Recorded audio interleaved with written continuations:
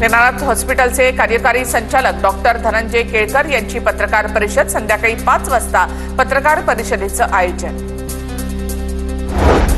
लाडकी बहीण योजनेप्रमाणे दिव्यांगांचं मानधन थेट खात्यामध्ये जमा करा, निराधार योजनांचे पैसे खात्यामध्ये जमा करा, मुख्यमंत्री फडणवीसांचे आदेश।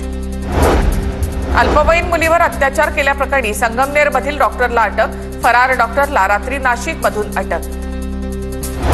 जालन्याच्या बदनापूरमध्ये तालुक्यातील अकोल्यात विजेच्या तारांमुळे उसाला आग, पंचनामा करून नुकसान भरपाई देण्याची शेतकऱ्यांची मागणी। नागपुरातील मिहानमधील हेक्सावेअर कंपनीकडून कर्मचाऱ्यांकडून 4 ते 5 कोटींची फसवणूक, सोनेगाव पोलीस ठाण्यामध्ये आरोपीच्या विरोधामध्ये गुन्हा दाखल। रायगडच्या म्हसळा तालुक्यामधील घुममध्ये उपचाराविना घरी पाठवल्यामुळे शाळकरी मुलाचा मृत्यू, डॉक्टरच्या हलगर्जीपणामुळे मृत्यू झाल्याचा कुटुंबाचा आरोप।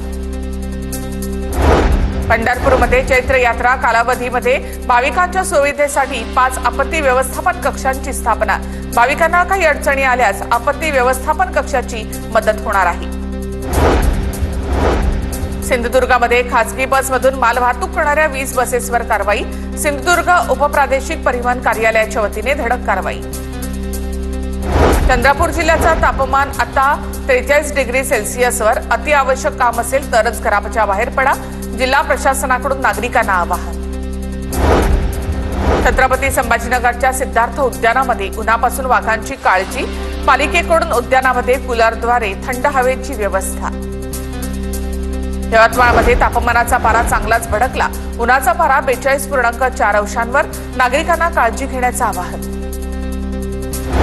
जळगावमध्ये तापमानाचा पारा 42 अंश सेल्सिअसवर, यंदाच्या हंगामातील सर्वाधिक तापमानाची नोंद, येत्या 2 दिवसांमध्ये तापमानात वाढ होण्याची शक्यता।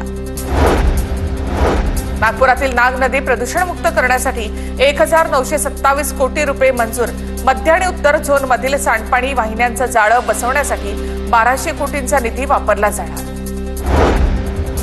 पालघर आगारातील एसटी बसेसची देखभाल दुरुस्ती अभावी दुरावस्था, त्या शिवशाही बसच्या एसीचा वेंट उडाला, बस दुर्वेसच्या हद्दीमध्ये थांबवण्यात आली, दुसऱ्या बसची व्यवस्था केल्यानंतर 22 प्रवासी पुण्याकडे रवाना।